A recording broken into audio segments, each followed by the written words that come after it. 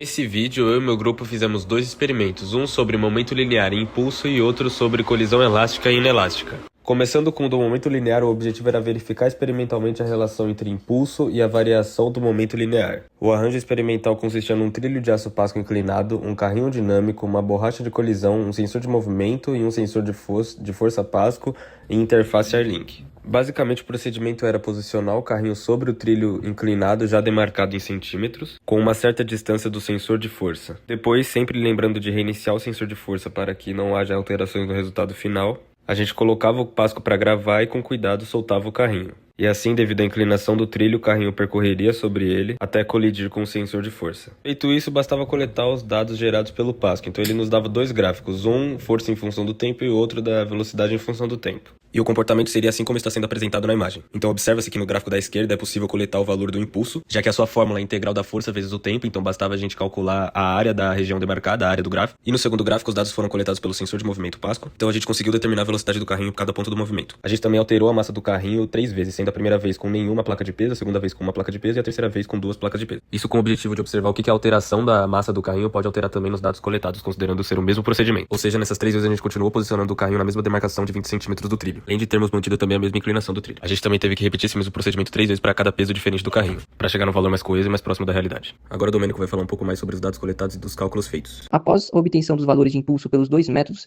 é esperado que seus valores deem semelhantes, ou seja, os experimentos deram certo, são condizentes com as duas maneiras de calcular o impulso. Caso os valores deem divergentes, isso quer dizer que houve um erro experimental e deve-se repetir todo o experimento. Após a comparação dos dois métodos efetuados pelo nosso grupo, concluímos que o nosso experimento deu certo, tendo em vista que os valores de impulso são semelhantes entre os dois métodos. Agora, partindo para o segundo experimento, o arranjo experimental era um trilho de aço Pasco nivelado, 2 carrinhos dinâmicos da Pasco, um sensor de movimento Pasco interface Airlink e um elástico.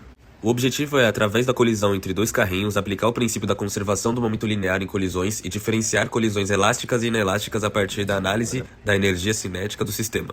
Para isso, primeiramente, a gente determinou a velocidade experimental inicial do carrinho 1, ou seja, o carrinho que será lançado para atingir o carrinho 2 que estará em repouso. A gente determinou a velocidade experimental inicial para cada massa diferente que o carrinho vai ter durante o experimento.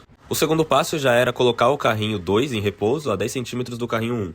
Esses carrinhos têm faces de ímãs que se repelem, então essas faces precisam estar voltadas uma para a outra para que eles possam se repelir e para que assim a gente trabalhe com a colisão elástica no momento, que é o que a gente quer agora. O carrinho 2 já está posicionado na frente do carrinho 1 em relação ao sensor de movimento, então não vai ter como calcular a velocidade final do carrinho 1 depois da colisão. Mas apesar disso a gente ainda consegue obter a velocidade final do carrinho 2, já que o sensor ainda está captando ele.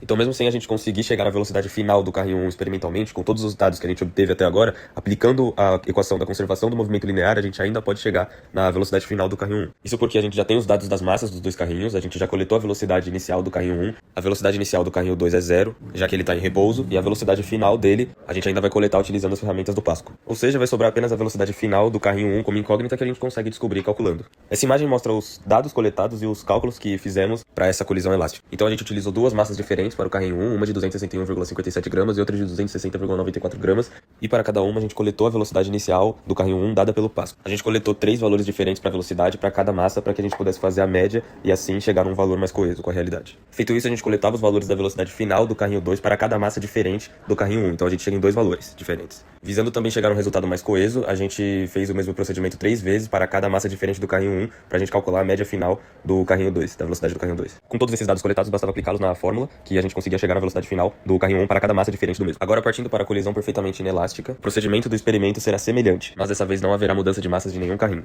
Os dois carrinhos têm faces de velcro e essas faces têm que estar voltadas umas para a outra para que a gente possa trabalhar melhor com a colisão perfeitamente inelástica. Nesse caso, a gente quer descobrir a velocidade inicial do carrinho 1, já que a velocidade final dele vai ser igual à velocidade final do carrinho 2, que a gente consegue coletar a partir do Pasco. Essa imagem mostra os dados coletados e os cálculos que fizemos com a colisão perfeitamente inelástica. A gente repetiu o mesmo procedimento 3 vezes para chegar em 3 valores diferentes para a velocidade final do conjunto, para que assim a gente pudesse fazer a média e chegar num valor mais coeso com a realidade. E assim, dessa forma, era só aplicar na fórmula, em que a velocidade inicial do carrinho 1 seria a única incógnita para que a gente assim pudesse chegar nela.